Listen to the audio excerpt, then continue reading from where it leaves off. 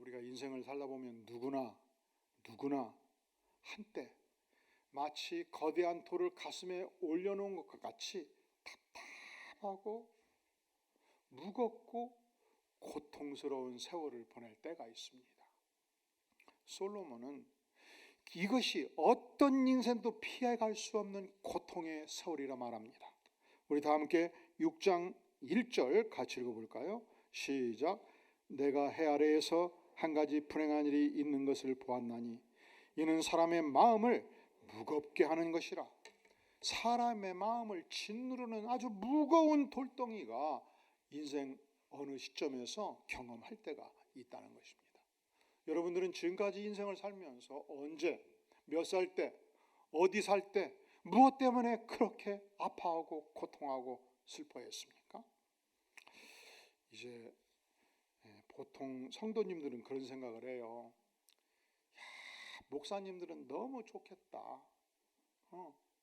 그저 순결한 성도님들만 만나지 세상에 복잡한 거 생각 안 하지.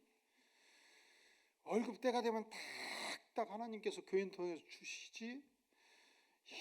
예쁜 양복 입고 그 천천히만 걸으면 정말 목사들 너무 행복하겠다. 묻겠습니다. 안수를 딱 받으면 1번 하나님의 천사가 된다. 2번 그래도 여전히 인간은 인간이다. 1번이 맞아요? 2번이 맞아요? 1번. 제가 1997년도 10월에 목사 안수 받고 그 다음날 아침에 일어나가지고 죽을 뻔했어요. 깜짝 놀라버렸어. 하나도 변한 것이 없더라고. 하나도 변한 것이 없어요. 하나도 변한 것이 없다니까. 그래서 여러분들에게 묻습니다. 이 설교자도 인생을 살면서 목사 안수 받은 이후 지금에 이르기까지 돌멩이가 가슴을 짓누르는 그 고통의 세월이 있었을까요? 없었을까요? 어떻게 하셨어? 저도 있었어요. 제가 1996년도 미국 유학을 마치고 제가 존경하는 남서울교회 은혜교회 홍정희 목사님 밑에서 교육 목사를 했습니다. 그런데 가을에 하나님이 이제는 때가 되었다. 교회를 개척하라 하시는 거예요. 그래서 매주 금요일마다 한 장로님과 더불어서 개척의 터전을 이제 알아보고 있는데 그 당시 저의 상황이 매주 월요일이면 약 1000여 명의 목사님들과 교회 지도자들이 프리셉트 훈련을 받고 있었고 강사진들을 20명을 제가 훈련하고 있었습니다.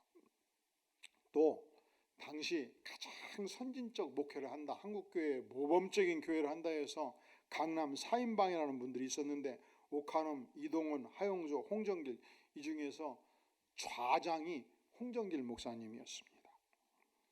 근데 저는 그분의 총애를 받는 아주 중요한 제자라고 착각을 하고 있었던 거예요.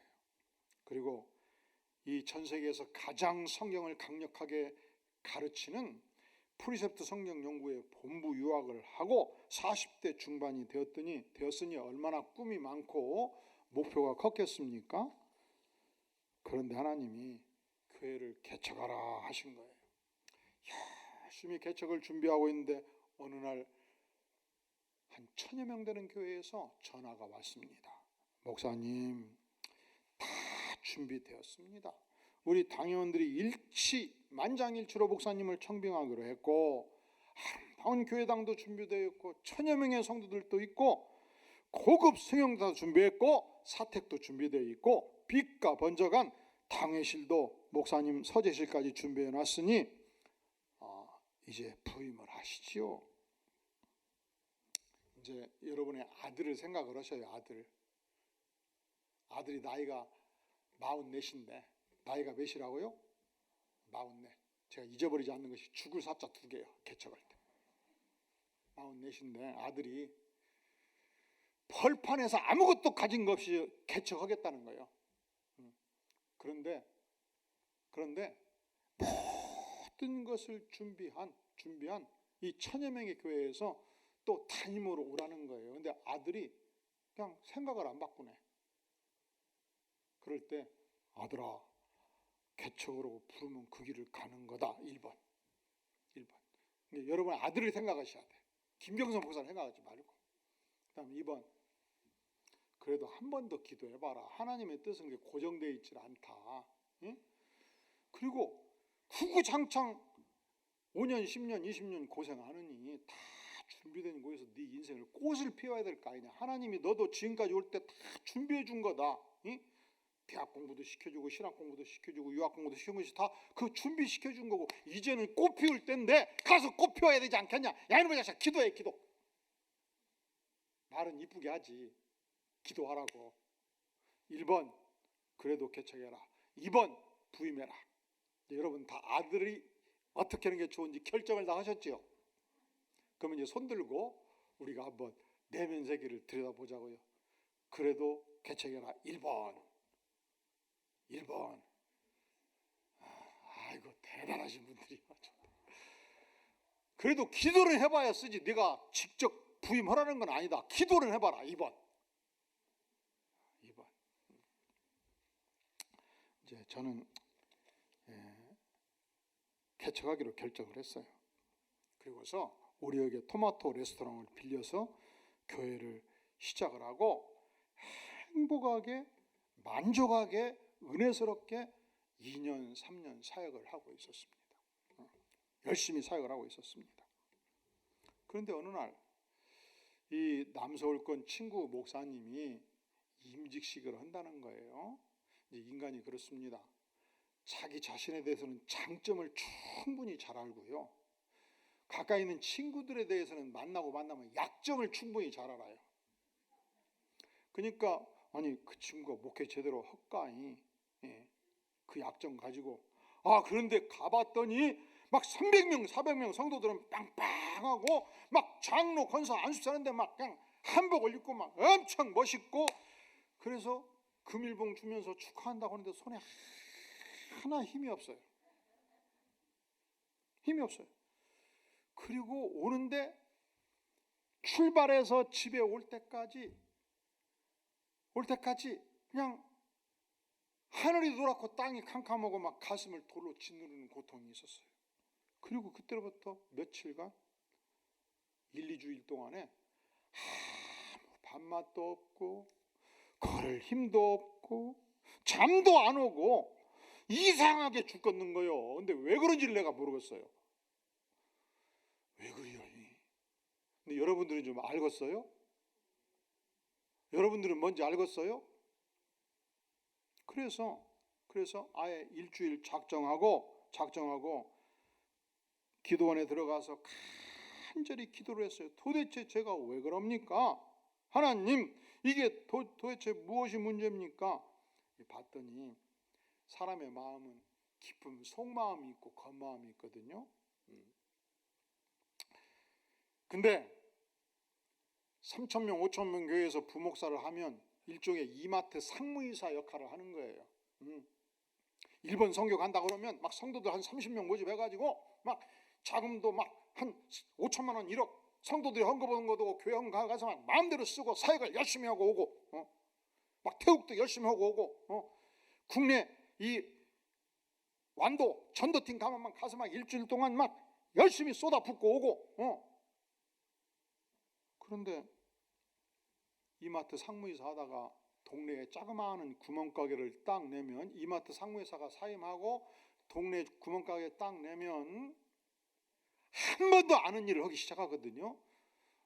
여보세요, 라면 2상자 보내주세요. 이 전화를 직원이 합니까? 사장이 합니까? 직원이 없는데 사장이 해야지. 라면이 왔어요. 물건 내리세요. 그러면 직원이 갑니까? 사장이 갑니까? 청소를 누가 합니까? 아침에 셔터를 누가 올리고 저녁에 셔터를 내가 누가 내립니까? 그 일을 다 개척교회에서 내가 하거든요. 그런데 전혀 그 일이 어렵지가 않았고 서럽지가 않았어요. 근데 이상하지요. 그 임직식 갖다 안 들어붙으는 그냥 힘들어 죽겠는 거예요. 그냥 왜 그럴까 모르겠어. 그냥 자존심이 무너져 있던 거예요. 가슴이 멍이 들었어요. 절망감이 엄습하고 그리고 한 번도 생각하지 않았던 생각들. 내가 평생 목회를 해도 5가정 10가정 하고 끝날 수도 있겠다. 그러면 우리 아들 딸은 대학은 어떻게 보내지? 막 생각하지도 않았던 막 문제들이 막 이 가슴 속에서 밀려오는 거예요. 그리고 인정하기 어렵지만 자존심이 무너지는 중요한 이유 중에 하나가 비교의식이 발동된 거예요. 저렇게 약점 많은 친구도 저런 목회하는데 나는 뭐냐? 이게 뭐냐? 제가 천명교회 오라고 거절하고서 지금까지 단 한 번도 그 교회를 안 간 것에서 후회한 적이 없어요. 근데 가슴이 무너진단 말이죠. 그래서 작정하고 하나님께 일주일간 간절히 기도하고 저의 내면 세계를 들여다보고 그날 밤 하나님께 서원하고 결단을 내린 것입니다. 무엇을 서원하고 결단을 내렸냐? 진실로 한 영혼이 천하보다 귀하다. 내가 한 영혼을 위해서 목숨 걸고 목회하겠습니다. 내가 이 경기 남부지역에서 뼈를 묻어버리겠습니다. 두 번째, 하나님이 내게 주신 사명, 잃어버린 영혼을 전도하고 구원하고 구원받은 영혼이 장성한 분량에 이르기까지 하나님의 말씀으로 훈련해서 양육해서 자라가도록 하는 이 사역에 전생애를 바쳐버리겠습니다. 하나님, 내가 평생 작은 교회 개척교회 하다가 인생 마감해도 그걸로 충분히 만족하겠습니다. 마지막으로 주님, 내 이 사역에 집중하기까지 3년 동안 일체의 임지식을 안 가겠습니다. 아니 행복하게 목회하다가 뭐 갔다 와가지고 무너져 버렸잖아. 그러면 가는 게 좋겠어요? 안 가는 게 좋겠어요? 그냥 축의금 2배로 보내주고 말지. 내가 무너지면 살 수가 없잖아요. 인간이 대단히 연약한 거예요. 결심을 하고 이 벽산 아파트 지하실 교회에서 집중해서 목회했습니다. 전력 투구했습니다. 전심전력했습니다. 죽고 살고 했습니다. 그리고 그때 사람이 교회에 오는데 도움이 되는 모든 사역을 했습니다.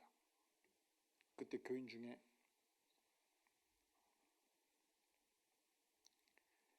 국가대표 탁구 선수 출신이 있었어요.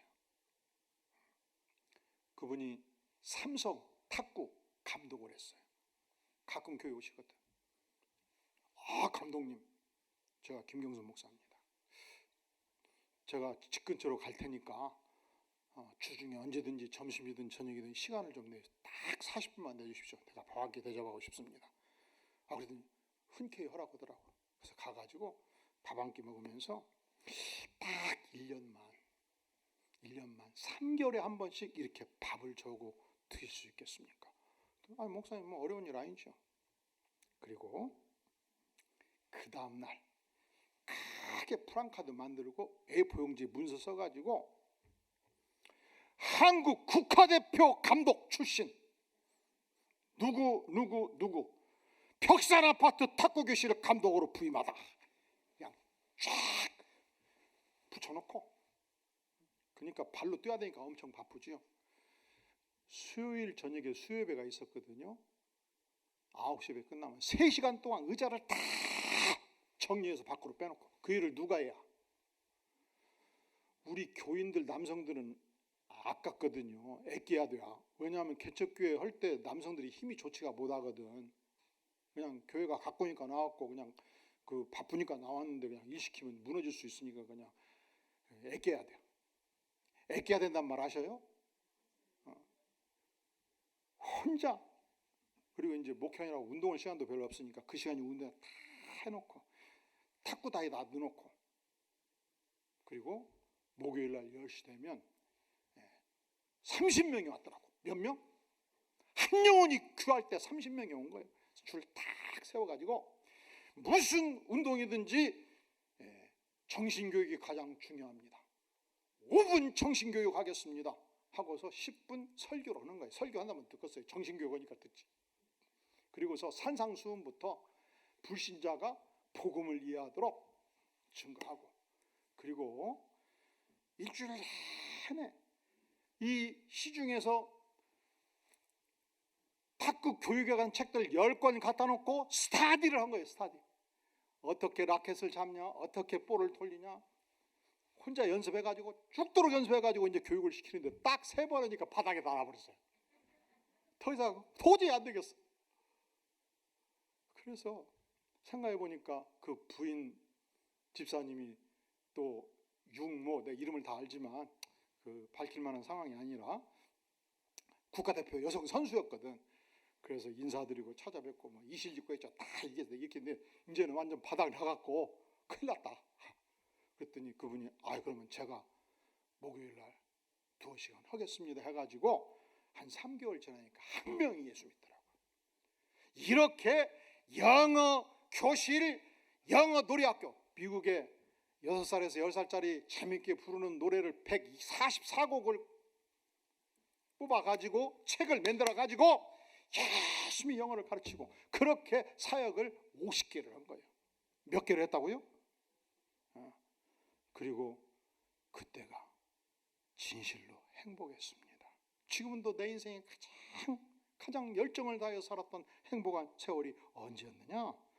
내 인생을 마치 거대한 돌로 누르듯이 고통을 주었던 그때 하나님이 깨달음을 주셔서 목회에 전심전력하도록 인도했던 그때가 제 생에서 가장 행복했던 시대인 것을 고백하게 됩니다. 그러면 오늘 솔로몬은 보편적 의미에서 무엇이 인생들을 슬프게 하는가, 무엇이 인생들을 무겁게 만드는가 몇 가지 예증을 해주고 있습니다. 자, 우리 다 함께 6장 2절 말씀 같이 읽겠습니다. 시작.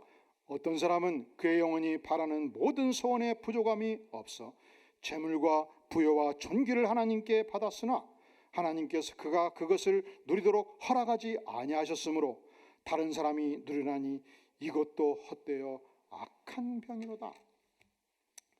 사람이요, 열심히 한 분야에서 일하면 재물도 모아지거든요. 또 사람들로부터 인정도 받지요. 뿐만 아니라 부모로부터 젊은 시절 유산을 많이 물려받으면 그것도 또 내 것이라고 생각하고 늙어서 재물의 복을 누리게 되지요. 부모로부터 30대에 10억을 물려받았는데 열심히 한 20년 살다 보니까 막 100억이 되기도 하죠. 인간은 유산을 물려받고 10년이 지나면 부모한테 물려받았다는 생각을 안 해요. 내 것이라고 생각을 해요. 이 인간의 그 정신구조가. 거기서 2배, 3배를 늙어버리면 내 능력으로 보고, 그렇게 열심히 살다 보니까 어느 날 눈 떠보니까 나이가 90이 됐거든요. 그것이 너무 억울하네. 억울이요. 뭐가 억울이요? 나는 죽게 벌어서 100억을 만들어 놨는데 백발이 돼버렸단 말이죠. 써보지도 못하고 누려보지도 못하고 아이고 억울이요. 아이고 폭포게. 이게 2절의 고백이에요. 인간이 무엇이 슬픈가? 버는 사람 나, 쓰는 사람 당신. 이게 슬프다는 거예요. 버는 사람 따로, 쓰는 사람 따로. 이것이 슬프다는 거예요. 저는 전혀 그렇게 생각하지 않는데 눈이 빠져버리니까 제 삼촌 이내에 속한 친척이 저희 집으로 왔어요. 그러더니 그냥 아이고 어떡해요. 저를 많이 관찰하는 사람인데 폭폭해서 어떡해요. 아니 뭐가 폭폭이요? 저보다 나이도 어려요. 아이고 김 목사님 젊어서 무슨 고생은 그렇게 하고 뭐 프리셉트인가 뭔가 개척한다고 그 고생을 다 하느니 아이고 죽전교회 짓는다고 그 고생을 다 하느니 아이고 광주교회 짓는다고 그 고생을 다 하느니 아이고 눈까지 빠져버려서 어떡해요. 누구 좋으라고 그 고생을 했어. 아이고 아쉬워라. 가슴 아파라. 눈물이 막 나오는 거예요. 난 전혀 그렇게 생각 안 하거든요. 참아 웃겨. 누구 좋으라고 그 고생을 했냐고 막 그냥 엉엉 울더라니까. 아니지요. 하나님의 영광을 위해서 영광을 위해서 하나님의 아름다운 나라를 위해서 쓰임 받은 것이 얼마나 영광스러워요. 그리고 할렐루야. 그리고 많이 누렸어. 죄 많은 인생이 구원받고 하나님께 쓰임 받은 것이 얼마나 큰 축복이요. 그래요, 안 그래요? 근데 솔로몬이 이 땅의 인생들을 고통스럽게 하는 첫 번째로 버는 사람 따로 쓰는 사람 따로 얼마나 억울하냐 외치고 있는 것입니다. 두 번째로 우리 3절 같이 읽어볼까요? 3절 시작. 사람이 비록 100명의 자녀를 낳고 또 장수하여 사는 날이 많을지라도 그의 영혼은 그러한 행복으로 만족하지 못하고 또 그가 안정되지 못하면 나는 이르기를 낙태된 자가 그보다 낫다 하나니. 이 말씀이에요. 자식을 100명 낳으면 뭐 될 것이요? 마지막 인생 갈 때에 하나도 내 곁에서 나를 돕는 자가 없다면 얼마나 억울하냐. 100명의 자식 낳아가지고 진자리 마른자리 다 돌보고 학교 보내주고 학비 대주고 장가갈 때 전세금도 대주고 어려운 일 있을 때 다 돌봐줬는데 내 인생 마지막 갈 때 100명의 자식 중에 한 명도 돌볼 자가 없으면 얼마나 인생 하지가기가 어려운 일인가, 고통스러운 일인가. 그것을 지금 솔로몬이 노래하고 있는 것입니다. 이 예시거든요. 인생에 많은 고통의 여건들이 있죠. 근데 솔로몬 예시로 첫째로 따라해 볼까요? 버는 사람 따로, 쓰는 사람 따로. 이게 억울하다는 거예요. 두 번째로 그 많은 자식들이 있으면 뭐 될 것이요? 다 배신자인데. 이 고백이에요. 그러니까 솔로몬도 자식에 대해 기대를 너무 많이 한 것 같아요. 세 번째로 따라해 볼까요? 내일 일을 도무지 알 수가 없다. 12절 말씀 시작. 헛된 생명의 모든 날을 그림자같이 보내는 일평생에 사람에게 무엇이 낙인지를 누가 알며 그 외에 해 아래에서 무슨 일이 일어날 것을 누가 능히 그에게 고하리요. 우리 인생이 짧아요. 화살같이 지나가거든요. 그리고 누구도 내일 일을 기약할 수가 없어요. 6.25 전쟁 중에 일어난 일입니다. 한 미군 부대에서 군목이 슬퍼하는 병사에게 묻습니다.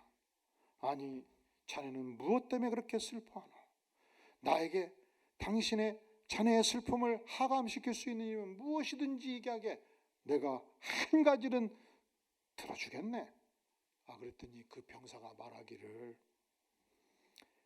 저에게 제발 내일을 되돌려 주십시오. 저에게 제발 내일을 되돌려 주십시오. 상황이 그렇거든요. 포탄은 막 떨어지죠. 돌격 명령이 떨어지면 막 30명의 병사들이 벌떼같이 갔다가 저녁에 돌아보면 10명밖에 없어요. 어제 저녁에 같이 밥 먹고 커피 마신 친구가 시신으로 바꿔져 있어요. 그러니까 오늘 밤을 자면서 내가 내일 눈을 뜰 수 있는지, 내가 전쟁터에 가면 살아남을 수 있는지 도무지 내일이 없단 말이죠. 사실은 지금도 우리가 자동차를 몰고 3시간만 올라가 버리면 도무지 예수 믿는 자들은 살아남을 수 없는 땅에 살고 있습니다. 중국이 경제적으로는 이 자본주의를 택했어도요, 강성 공산주의예요. 지난 3년 동안 중국에서 활동하는 대한민국의 모든 선교사들을 다 추방시켜 버렸어요. 무서운 나라예요. 그 밑에 콩알같이 자유 대한민국이 붙어 있잖아요. 이 자유 속에서 우리는 복음을 증거하는 것입니다. 이 자유 속에서 우리는 오늘 마음껏 직업 선택의 자유를 갖는 것입니다. 이 자유 속에서 우리는 마음껏 하나님을 예배하는 것입니다. 그것을 위해서 낙동강 정서만 무너져 버리면 우리는 지금도 김정은 국방위원장님을 모시고 살아야 되는, 아니 예수 믿는 우리는 다 순교자가 되어야 되는 이 상황을 막기 위해서 당시 초특급 강대국 젊은이들이 5만 명이 이 땅에서 시신으로 죽어가면서 이 자유를 선물로 준 거 아닙니까? 이게 역사적 팩트예요.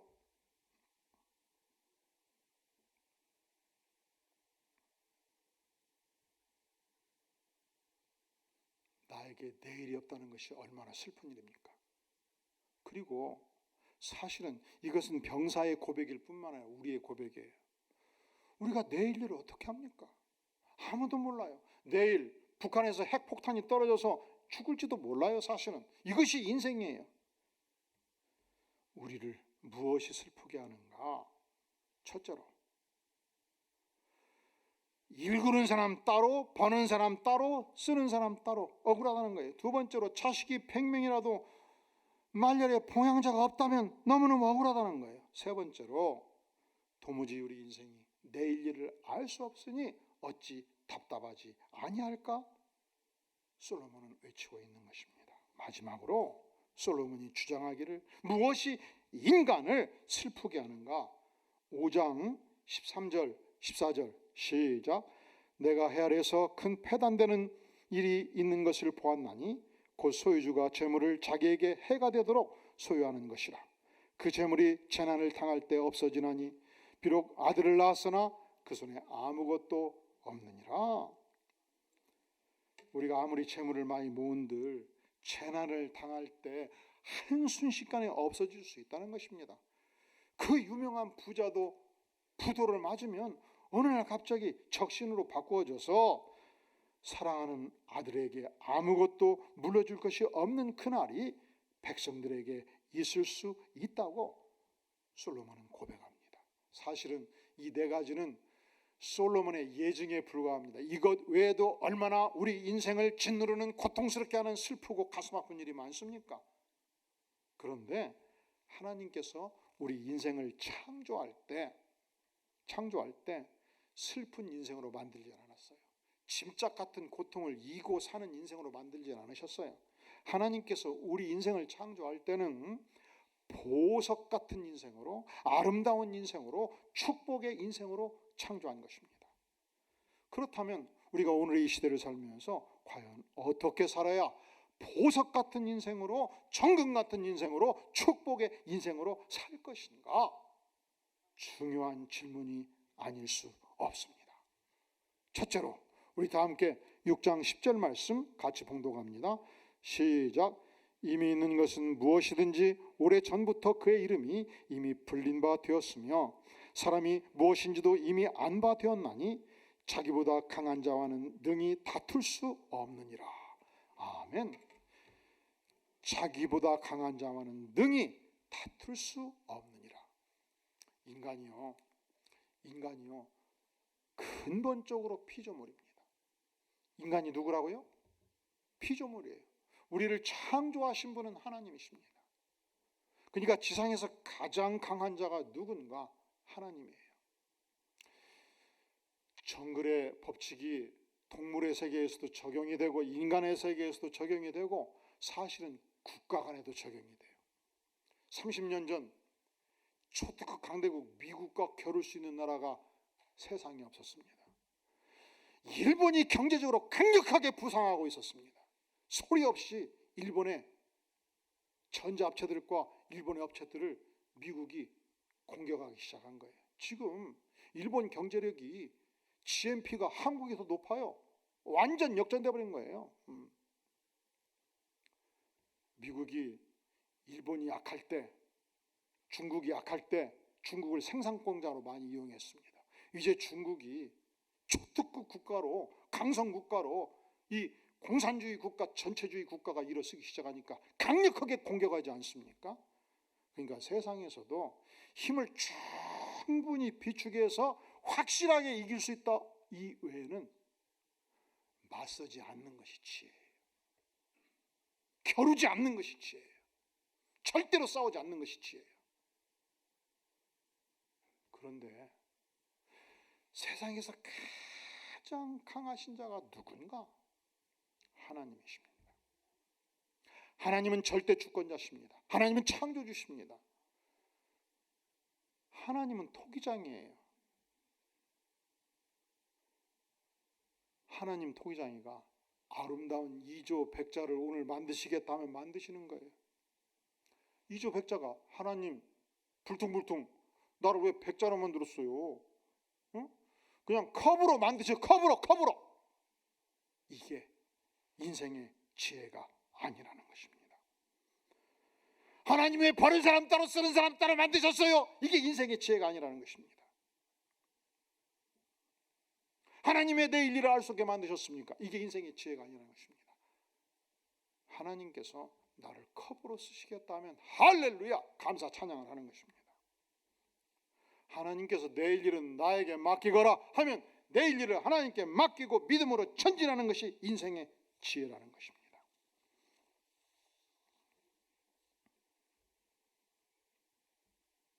하나님께 승복하라. 두 번째, 무엇이 인생의 지혜인가? 그 하나님을 향해서 감사하며 그 하나님을 찬양하며 전능하신 하나님께 영광 돌리는 삶을 사는 것이 인생의 지혜라는 것입니다. 지난 2000년 기독교 역사 속에서 선교사에게 획획한 공을 세웠던 인물 중에 허드슨 테일러라는 인물이 있습니다. 그는 1953년도 나이 21살 때 선교사로 부름받고 중국으로 떠납니다. 중국 내지 깊숙이 들어가서 중국인의 옷을 입고 중국인과 똑같이 머리 변발을 하고 중국인이 신는 신을 신고 평생 사역을 한 인물입니다. 그는 영국 전역에 교회의 불을, 신앙의 불을 질러서 무려 내지 선교에 헌신하도록 중국에서 활동한 영국 출신 선교사가 968명에 이르렀습니다. 그런데 그가 이 사역을 하기까지 엄청난 고통의 세월이 있었습니다. 그가 중국에서 선교를 시작한 지 14년째 되던 해 열병이 덮쳤습니다. 8살 난 큰딸 그레이스가 열병에 걸렸습니다.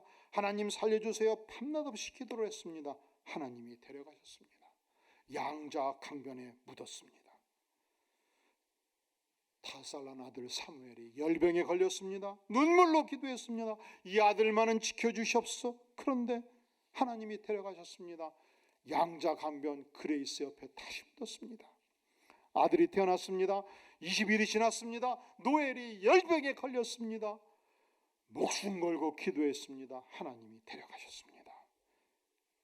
아들 죽고 13일이 지났을 때 아내 마리아가 열병에 걸렸습니다. 하나님이 데려가셨습니다. 마지막 한마디 남겼습니다. 여보, 당신을 사랑해요. 천국에서 다시 만나요.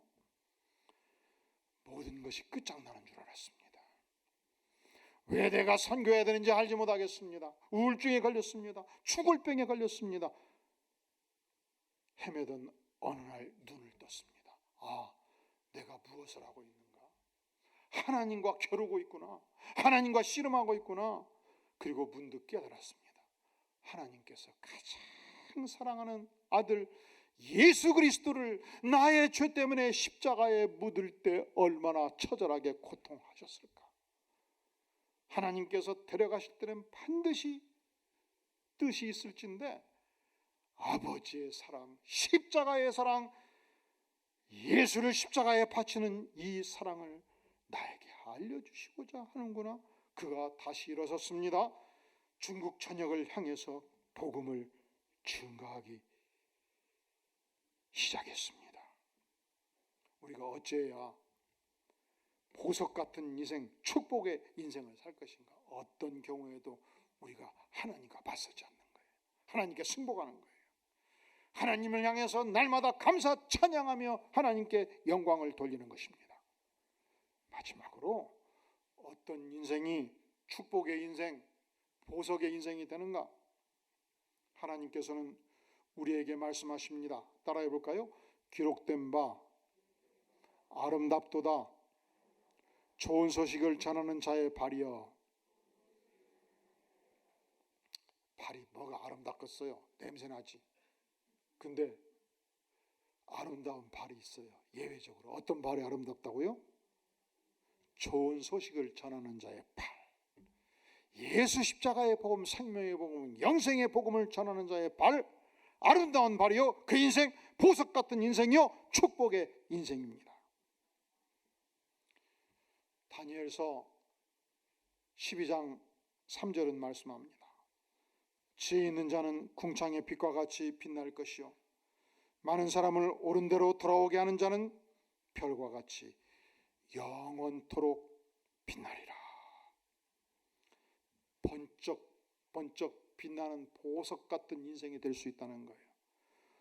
어떤 인생이 오늘의 시대에 번쩍 보석같이 빛나는 인생이 될 수 있습니까? 많은 사람을 옳은 대로 영광의 복음으로 하나님의 품 안으로 돌아오게 하는 자, 생명의 복음을 증거하는 자, 그가 영원토록 별과 같이 보석같이 빛나는 인생이 된다 말씀하지 않습니까? 하나님께서 여러분과 저에게 주신 이 위대한 말씀 지키고 증거함으로 보석의 인생, 축복의 인생 되시기를 주의 이름으로 축원합니다. 기도하겠습니다. 영광의 주님, 우리가 어떤 경우에도 하나님과 맞서거나 겨루지 않겠나이다. 이 생명의 복음 증거함으로, 이 생명의 복음 지킴으로, 위대한 말씀 따라 삶으로 보석의 인생이 되게 하여 주시옵소서. 예수님의 이름으로 간절히 기도하옵나이다. 아멘.